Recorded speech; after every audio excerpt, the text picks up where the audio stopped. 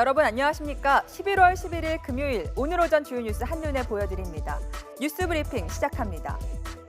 미르 K스포츠재단 출연금 강제 모금과 관련해 검찰이 지난해 7월 박근혜 대통령과 비공개 면담한 대기업 총수 전원을 조사하기로 했습니다. 최두희 기자의 보도입니다. 지난해 7월 박근혜 대통령과 비공개 면담을 한 것으로 알려진 대기업 총수는 모두 7명. 삼성전자 이재용 부회장을 비롯해 현대자동차 정몽구 회장, LG 구본무 회장 등이 참석자로 거론됩니다. 당시 박 대통령은 한류를 확산하는 취지에서 대기업들이 재단을 만들어 지원했으면 좋겠다면서 사실상 재단 지원을 부탁한 것으로 알려졌습니다. 하지만 이 과정에서 재벌 총수들이 재단 모금의 대가로 경영 상황에 관한 민원을 언급했을 가능성이 제기됐습니다. 그동안 7개 기업 총수에 대한 조사 방식에 대해서 신중했던 검찰도 총수 전원 조사 의지를 밝혔습니다. 검찰 관계자는 비공개 면담에서 어떤 얘기들이 오갔는지를 조사할 예정이라면서 직접 조사까지 검토하겠다고 밝혔습니다. 특히 실체적 진실에 맞는 답을 듣겠다고까지 언급한 만큼 실무진 등의 진술이 만족스럽지 않다면 총수를 직접 부르겠다는 경고성 발언도 쏟아냈습니다. 검찰은 당시 개별 면담 내용과 성격이 박 대통령의 법적 책임을 규명하는 과정에서 중요한 역할을 할 것으로 내다보고 있습니다.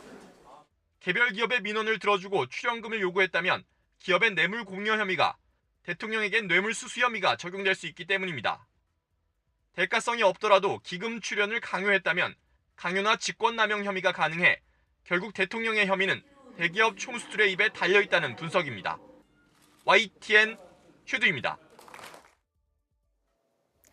내일 박근혜 대통령의 퇴진을 요구하는 대규모 집회가 예정돼 있습니다. 지난 2008년 이른바 광우병 촛불 집회를 뛰어넘는 인파가 몰릴 것으로 보입니다. 박근혜 정권 퇴진 비상국민 행동은 내일 열리는 민중 총궐기 집회에 적어도 50만 명이 모일 것으로 예상한다고 밝혔습니다. 경찰도 16만 명의 시민이 몰릴 것으로 내다봤습니다. 이는 지난 2008년 광우병 사태 촛불 집회 당시 모였던 경찰 추산 8만 명을 훌쩍 뛰어넘는 수치여서 역대 가장 많은 인파가 예상됩니다. 내일 대규모 집회를 앞두고 이준식 사회부총리 겸 교육부 장관은 대국민 담화를 발표합니다.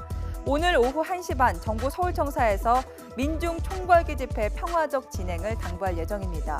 또 집회에서 불법 행위가 발생하면 엄단하겠다는 내용도 담길 것으로 보입니다.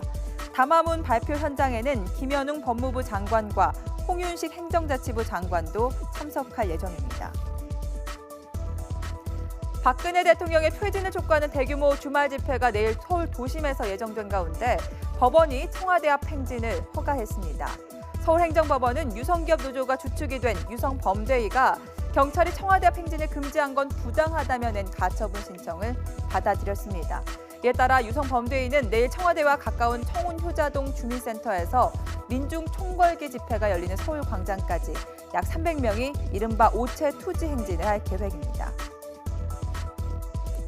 시민단체 군인권센터는 민중 총궐기 집회, 경찰이 의무경찰을 투입하는 건 위헌이라며 국가인권위원회에 긴급 구제 신청서를 제출할 계획입니다. 최순실 게이트 논란을 빚은 박근혜 대통령의 잘못으로 시작된 집회에 의경을 투입하는 건 명백한 위헌이라는 주장입니다. 국민의 준엄한 뜻을 아주 무겁게 느끼고 있다. 정영국 대변인은 내일 열리는 박근혜 대통령 퇴진 촛불 집회와 관련한 청와대의 입장을 이렇게 밝혔습니다. 박근혜 대통령은 어제 누르술탄 나자르 바이예프 카자흐스탄 대통령과 정상회담을 가졌습니다. 이 자리에서 앞으로 1, 2년이 북한의 핵 야욕을 꺾을 수 있느냐 없느냐를 좌우하는 중요한 시기가 될 것이라고 밝혔습니다. 또 국제사회가 유엔 안보리 결의를 더욱 철저히 이행하고 개별 국가 차원에서도 강도 높은 압박을 이어가는 게 중요하다고 강조했습니다. 더불어민주당과 국민의당, 정의당 무소속 의원 43명은 박근혜 대통령의 퇴진을 촉구하는 공동 결의문을 채택했습니다.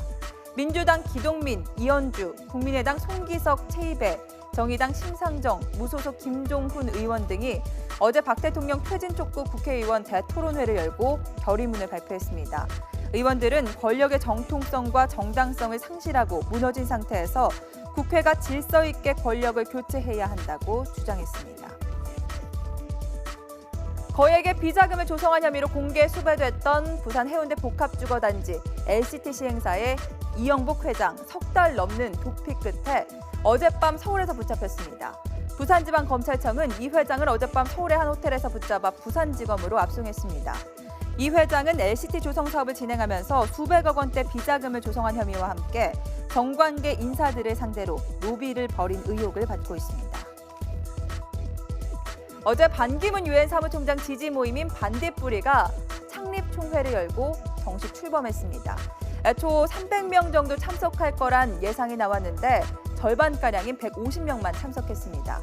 최순실 게이트 파문 때문이라는 분석도 나왔습니다.